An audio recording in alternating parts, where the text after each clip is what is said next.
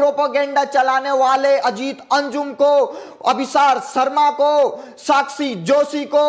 और पुण्य प्रसून वाजपेयी को और बाकी अन्य जितने भी ये ध्रुव राठी, रवीश कुमार जैसे रवीश लोगों को हम ये कहना चाहते हैं कि इनको इनके भगवे रंग से दिक्कत है। जो ये मुख्यमंत्री योगी आदित्यनाथ ये धारण करते हैं, इनको इस रंग से नफरत है। टूल किट खास तौर पर उत्तर प्रदेश के 2022 के चुनाव को देखते हुए ये अपनाई जा रही है रणनीति। इस इलाके से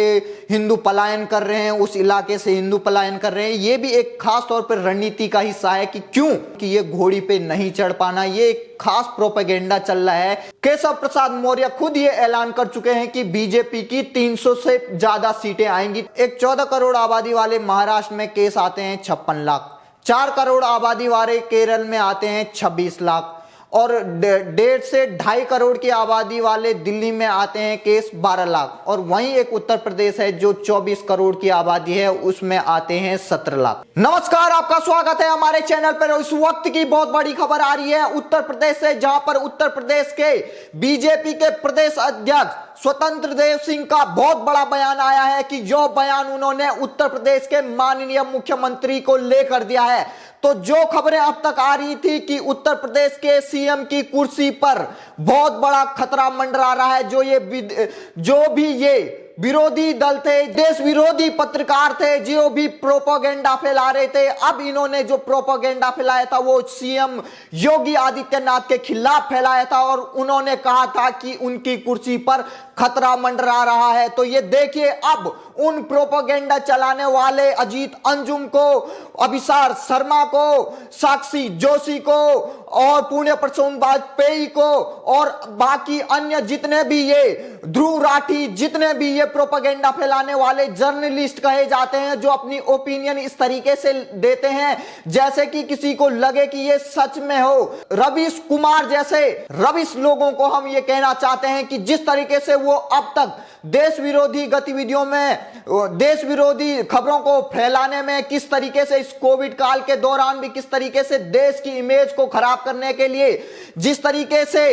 बरखा दत्त लगी हुई थी, किस तरीके से वो शमशान घाटों में भारत की इमेज को बर्बाद करने पे तुली थी, उन पत्रकारों के मुंह पर एक बहुत बड़ा तमाचा है जो कितने शिद्दत से कांग्रेस, समाजवादी पार्टी, बहुजन समाजवादी पार्टी से मिलकर उन्होंने एक प्रोपेगेंडा फैलाया था कि बीजेपी का केंद्रीय नेतृत्व योगी आदित्यनाथ के कामों से खुश नहीं है। और उसने, आपको बता दूं कि बीजेपी ने अपना एक दल वहां पर भेजा था जो वहां पर योगी आदित्यनाथ के कामों की समीक्षा करेगा और मंत्रियों से उनकी फीडबैक चाहेगा कि क्या योगी आदित्यनाथ का काम किस प्रकार का है और जनता के लिए क्या क्या काम हो रहे हैं, कोविड मैनेजमेंट पे जिस तरीके से योगी आदित्यनाथ ने काम किया है उसकी समीक्षा करेंगे। और जो वहां पर अब आने वाले समय में जो मंत्रिमंडल का जो विस्तार होना है उस पर भी बात होनी थी। तो इसको इन प्रोपेगेंडा फैलाने वाले चैनलों ने, इन पत्रकारों ने, इन विरोधी दलों ने, इन समाजवादियों ने, इन प्रोपेगेंडा फैलाने वाले लोगों ने इस खबर को इस तरीके से प्रोजेक्ट किया कि दिल्ली का नेतृत्व उत्तर प्रदेश के नेतृत्व से खुश नहीं है, सीएम योगी आदित्यनाथ के कामों से खुश नहीं है और वो क्या पता आने वाले 2022 के उत्तर प्रदेश के विधानसभा चुनाव में क्या पता सीएम योगी आदित्यनाथ को हटा न दें। तो ये देखिए किस तरीके से वहां के जो प्रोपेगेंडा फैलाने वाले जर्नलिस्ट कहे जाते हैं, तथाकथित जर्नलिस्ट कहे जाते हैं, जो अपना प्रोपेगेंडा इस तरीके से फैलाते हैं कि उनका जैसे झूठ कितने जल्दी स्प्रेड हो जाता है, ऐसे ही इनके झूठ प्रोपेगेंडा न्यूज बहुत जल्दी वायरल हो जाते हैं और इनको वायरल करने में एंटी सोशल एलिमेंट सबसे ज्यादा हावी होते हैं और इनकी खबर को इतना फैला देते हैं जैसे 100 झूठ, अगर एक ही झूठ को 100 बार बोला जाए तो उसमें लगभग लोगों को संदेह होने लगता है कि क्या ये सच है। इसी तरीके से उन्होंने कोविड के दौरान वो भारत की बनाई हुई वैक्सीन पर जिस तरीके से प्रोपेगेंडा फैलाया था, कहा था कि इस वैक्सीन से किसी की जान जा रही है, किसी का कुछ हो रहा है, किसी को ये हानि पहुंचा रहा है। तो जिस तरीके से इस तरीके से प्रोपेगेंडा फैलाया था, उस प्रोपेगेंडा से भारत के लोग किसी तरीके से निकल पाए। लेकिन जो ये प्रोपेगेंडा अब ये बीजेपी के अंदर, वो भी माननीय मुख्यमंत्री योगी आदित्यनाथ के खिलाफ फैला रहे हैं, ये भी एक कांग्रेस, समाजवादी पार्टी और इन विरोधी दलों की एक साजिश है। मैं आपको ये ऐसे ही नहीं कह रहा हूं, क्योंकि इसके पुख्ता हमारे पास सबूत हैं। क्योंकि जिस तरीके से आपको बता दूं कि जिस तरीके से कांग्रेस की टूल किट आई थी, उस टूल किट के सामने आने के बाद जिस तरीके से कांग्रेस का चेहरा बेनकाब हुआ था, किस तरीके से वो कुंभ को लेकर प्रधानमंत्री की, मोदी की इमेज से घबराकर उनकी इमेज को टार्निश कर रहे थे, उनकी इमेज को बर्बाद करना चाहते थे, उनकी जो पॉपुलैरिटी है उसको बिल्कुल तहस नहस करना चाहते थे। ठीक यही टूल किट खास तौर पर उत्तर प्रदेश के 2022 के चुनाव को देखते हुए ये अपनाई जा रही है रणनीति की किस तरीके से माननीय योगी आदित्यनाथ की इमेज और माननीय पीएम की इमेज को दोनों को भिड़ाया जाए, और इन दोनों की भिड़ंत के बाद ये कहा जाए कि जो योगी आदित्यनाथ हैं वो पीएम मोदी से खुश नहीं है, वो ये कहेंगे कि वो उनको काम नहीं करने देना चाहते हैं, और वहीं पीएम मोदी की तरफ से ये प्रोपेगेंडा फैलाने वाले जर्नलिस्ट ऐसा लिखेंगे कि ये योगी आदित्यनाथ के काम से खुश नहीं है और इनको बदला जा सकता था, जैसे इन्होंने इस दौरान किया है। तो देखिए किस तरीके से अब उन लोगों को वहां के बीजेपी के प्रदेश अध्यक्ष ने ही जवाब दे दिया है कि उन्होंने कहा कि योगी से अच्छा कोई सीएम नहीं हो सकता है। अगर बीजेपी के प्रदेश अध्यक्ष का यह बयान है तो आप समझ सकते हैं ये बीजेपी के शीर्ष नेतृत्व तक बात जाती है। तो देखिए किस तरीके से ऐसे ही कोई प्रदेश अध्यक्ष किसी का कोई भी बयान नहीं देता है, उसके पीछे खासी रणनीति रहती है, उसके पीछे काफी सोच समझकर बयान दिए जाते हैं इतने बड़े ओहदे पर रहने वाले नेताओं द्वारा। तो ये लगता है कि बीजेपी का जो केंद्रीय नेतृत्व है उसने भी जब ये खबरें देखी सोशल मीडिया पर फैलाई जा रही इन प्रोपेगेंडा फैलाने वाले जर्नलिस्टों द्वारा, जो ये देश विरोधी गतिविधियों में शामिल रहने वाले इनकी खबरें जिस तरीके से फैलाई जाती हैं, उसके बाद ही शायद लगता है कि केंद्रीय नेतृत्व बीजेपी ने इनको कहा हो कि ये बयान दें। ठीक उसी प्रकार से ये बयान आने के बाद उन लोगों पर काफी उन लोगों के हौसले पस्त हुए हैं, उन लोगों के हौसलों को विराम लगा है जो ये खबरें फैला रहे थे कि क्या पता बीजेपी बिना नेतृत्व के 2022 का इलेक्शन उत्तर प्रदेश में लड़े या बिना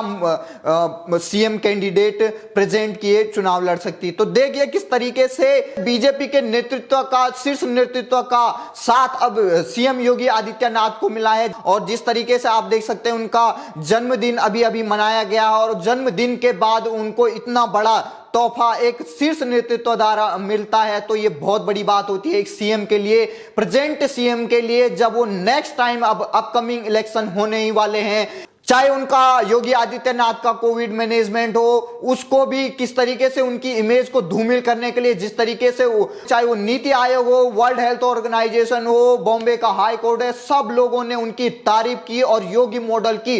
खास तौर पर सब सीएम से अपील की कि वो इस मॉडल को जरूर अपनाएं। तो किस तरीके से एक 24 करोड़ वाली आबादी को किस तरीके से एक मुख्यमंत्री बचा कर रखता है, और उस राज्य के आसपास वाले राज्यों में हाहाकार मचता है, और बगल वाला ठीक इतना बड़ा राज्य वहां पर किस तरीके से वहां के मुख्यमंत्री खुद कोरोना पॉजिटिव होने के बाद भी किस तरीके से मैनेजमेंट करते हैं। वो दिन रात एक करके किस तरीके से हर राज्य में घूमते हैं, हर राज्य की स्थिति को जानते हैं, और इन प्रोपेगेंडा फैलाने वाले जर्नलिस्टों को ये नहीं दिखाई देता है, इनको बस केवल ये दिखाई देता है किस तरीके से जो मुख्यमंत्री काम कर रहा हो, इनको इनके भगवे रंग से दिक्कत है, जो ये मुख्यमंत्री योगी आदित्यनाथ ये धारण करते हैं, इनको इस रंग से नफरत है, इनको मुख्यमंत्री योगी आदित्यनाथ से पर्सनली उतनी दुश्मनी नहीं है जितने उनके भगवा धारण करने वाले वस्त्रों से है। चाहे वो यूपी में हो, चाहे वो कहीं भी हो, ये जर्नलिस्ट उन लोगों को खास तौर पे टारगेट करते हैं जिन्होंने भगवे रंग कलर पहने होते हैं, भगवे वस्त्र धारण किए होते हैं, चाहे वो कोई भी साधु संत हो, चाहे वो कोई भी सीएम मुख्यमंत्री हो जो ऐसे वस्त्र धारण करता है, इनको ऐसे मुख्यमंत्री खास तौर पे नजर आते हैं और उनकी आंखों में वो खटकते रहते हैं। तो ठीक उसी प्रकार योगी आदित्यनाथ इनकी आंखों में खटक रहे थे, उनकी इमेज को बर्बाद करने पे तुले हुए थे। अब उनको एक बहुत बड़ा तमाचा लग चुका है, बीजेपी के प्रदेश अध्यक्ष ने उन पर तमाचा मारा है और अब उनसे उनकी सी तक नहीं निकलेगी, उनकी जबान तक नहीं खुलेगी। अब कह के दिखाइए प्रोपेगेंडा फैलाने वाले जर्नलिस्ट की बीजेपी में कुछ अच्छा नहीं चल रहा है। अब आने वाले समय में अब जो योगी आदित्यनाथ के नेतृत्व में जब बीजेपी 2022 का इलेक्शन लड़ेगी और केशव प्रसाद मौर्य खुद ये ऐलान कर चुके हैं कि बीजेपी की 300 से ज्यादा सीटें आएंगी, तो देखिए किस तरीके से एक पार्टी जो अभी से इतने हौसले बुलंद करके चुनाव लड़ना चाहती है, जिसका लक्ष्य 300 प्लस है, 403 विधानसभा सीट वाले उत्तर प्रदेश में, तो देखिए वो सीधे कंधे से कंधा मिलाकर योगी आदित्यनाथ के नेतृत्व में वो विधानसभा में उतरना चाहते हैं बीजेपी वाले। और विरोधी किस तरीके से उनके पास कोई काम ना होते हुए वो योगी आदित्यनाथ के उनकी इमेज को बर्बाद करने पे तुले हैं। तो देखिए किस तरीके से बीजेपी ने अब तो उनका साथ बिल्कुल उन पे हाथ रख दिया है और उनसे कंधे से कंधा मिलाकर अब आने वाला चुनाव वो लड़ने जा रहे हैं। आने वाले समय में मैं आपको बता दूं, योगी आदित्यनाथ जी से मुझे लगता है कुछ बीजेपी के कुछ पर्सनली जो कार्यकर्ता हैं, जो उनके करीबी विधायक हैं, जो कुछ सांसद लोग हैं, वो कुछ नाराज हैं क्योंकि योगी आदित्यनाथ ने कुछ ऐसे कड़े फैसले लिए हैं जो बीजेपी के कुछ उनके लोगों के लिए भी वो हजम नहीं हो पा रहे हैं। क्योंकि जिस तरीके से उन्होंने, किस तरीके से आपने देखा होगा जो ये वायरल हो रही है वीडियो, सपा के एक नेता किस तरीके से वो जेल से छूट के आते हैं और उसके बाद वो देखिए किस तरीके से एक गाड़ियों का काफिला ले जाते हैं। तो देखिए किस तरीके से सपा के गुंडों की जब वो जेल से छूट के आते हैं तो उसके बाद किस तरीके से इतनी गाड़ियां का हुड़दंग लेते हुए चलते हैं, उस पर भी योगी आदित्यनाथ की पुलिस ने संज्ञान लिया और केस दर्ज कर लिया, उन गाड़ियों को भी जब्त कर लिया, समाजवादी पार्टी के उन गुंडों की गाड़ियों को। तो देखिए किस तरीके से योगी आदित्यनाथ अब जिस तरीके से बीजेपी के कुछ नेता हैं ऐसे जिनको लगता है कि योगी आदित्यनाथ ने जिस तरीके से कड़ाई की है, उनको मतलब उनके मन मुताबिक वो डीएम को नहीं बदल पा रहे हैं या वहां पर ट्रांसफर नहीं करा पा रहे हैं किसी पुलिस ऑफिसर का या किसी अधिकारी का मन मुताबिक वो काम नहीं करा पा रहे हैं, तो कुछ उन लोगों की भी योगी आदित्यनाथ से शिकायत है। वो भी कुछ मायूस हैं कि उनके मन मुताबिक काम नहीं हो रहे हैं। लेकिन मैं आपको बता दूं, योगी आदित्यनाथ ऐसे नेता हैं, अगर सच है तो वो अपने लोगों के साथ भी खड़े होंगे, लेकिन अगर वो असत्य है तो अपने लोगों के विरोध में भी जाने में भी कोई कसर नहीं छोड़ते हैं, चाहे वो कोई भी हो, चाहे वो हिंदू हो, मुस्लिम हो। अगर वो अच्छा इंसान है तो उसके सपोर्ट में जरूर योगी आदित्यनाथ जी आते हैं। और आप ये गोरखपीठ का भी आप संज्ञान ले सकते हैं, किस तरीके से वहां पर सबसे ज्यादा फरियाद लेने वाले मुस्लिम आबादी के लोग आते हैं और योगी आदित्यनाथ किसी को भी निराश करके नहीं छोड़ते हैं। तो उनकी ये सीख है कि किस तरीके से अगर आप में अच्छाई है, अगर आप अच्छा काम करना चाहते हैं तो योगी आदित्यनाथ जरूर आपका साथ देंगे। और कुछ ये कहा जाता है कि जो बीजेपी के कार्यकर्ता हैं, जो अपना मतलब कुछ रुतबा जमाना चाहते हैं जनता के सामने या विपक्षी पार्टियों के सामने, किस तरीके से वो मतलब जैसे सपा के गुंडे जाते थे थाने अध्यक्ष में और अपने लोगों को छुड़ा के ले आते थे, लेकिन योगी आदित्यनाथ ने अपने कार्यकर्ताओं को चेताया है और जितने भी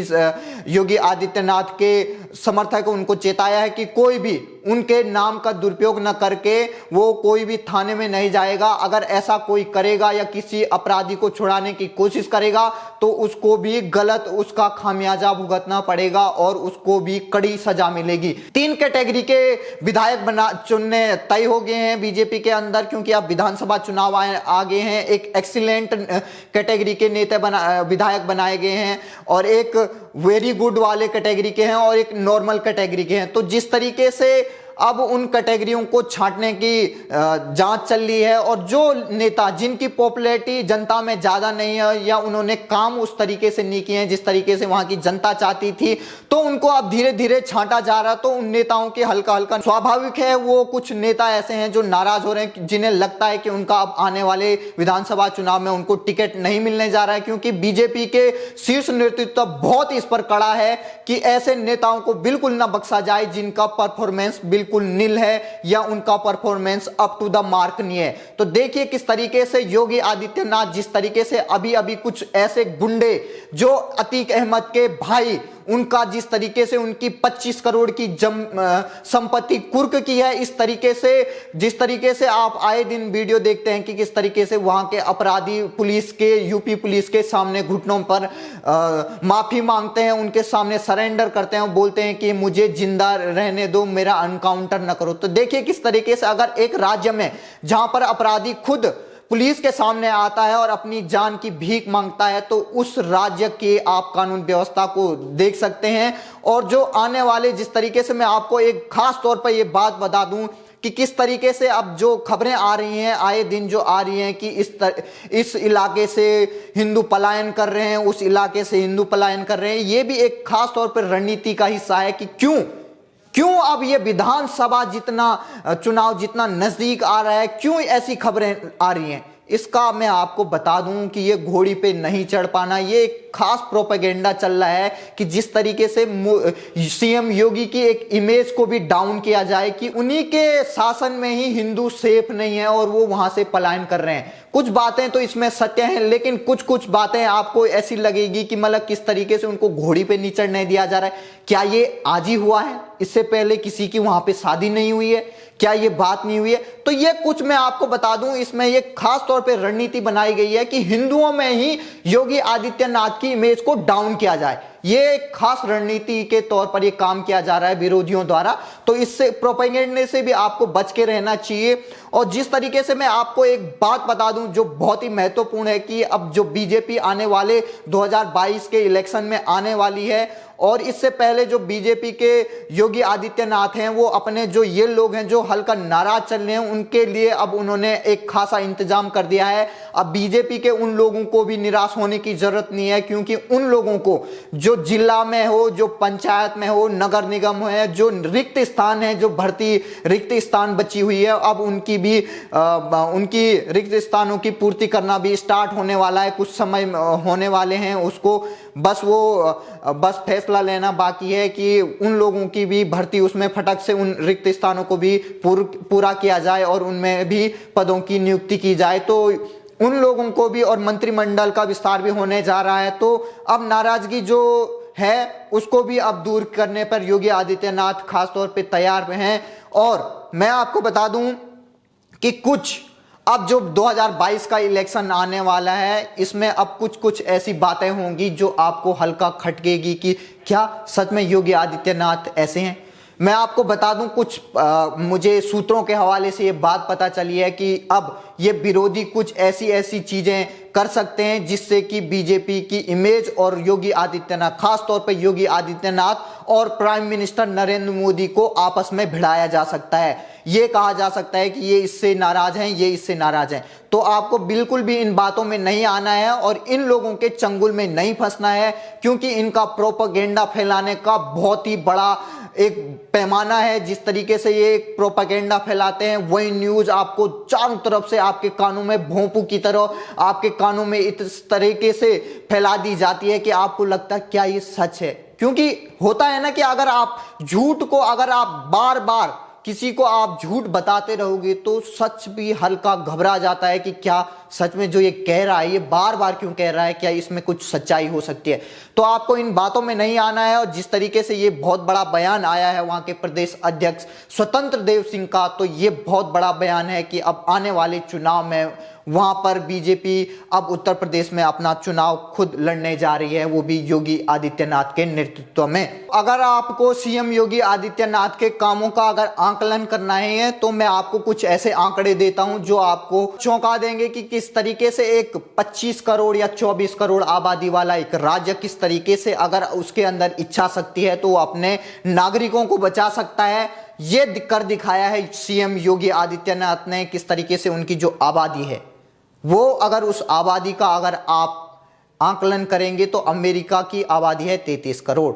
और अकेले यूपी की आबादी अब आने वाले जो जनसंख्या होगी उसमें लगभग आपको बता दूं कि लगभग नहीं भी है तो 23 से 24 करोड़ है। ठीक है, तो आपको बता दूं बाकी के राज्यों में एक 14 करोड़ आबादी वाले महाराष्ट्र में केस आते हैं 56 लाख, 4 करोड़ आबादी वाले केरल में आते हैं 26 लाख और 1.5 से 2.5 करोड़ की आबादी वाले दिल्ली में आते हैं केस 12 लाख, और वहीं एक उत्तर प्रदेश है जो 24 करोड़ की आबादी है, उसमें आते हैं 17 लाख। अमेरिका की आबादी वाला एक राज्य अगर लगभग आपको एक ऐसे 1.5 करोड़ 2.5 करोड़ वाली आबादी से भी कम केस ला पा रहा है, तो कुछ ना कुछ तो बात होगी, कुछ ना कुछ मैनेजमेंट होगा। तो ये देखने वाली बात है किस तरीके से अब आने वाले चुनाव में किस तरीके से अब आए बीजेपी हो या बाकी दल हो किस तरीके से मैदान में लड़ते हैं। तो तब तक के लिए हमारे साथ आप देखते रहिए। जय हिंद।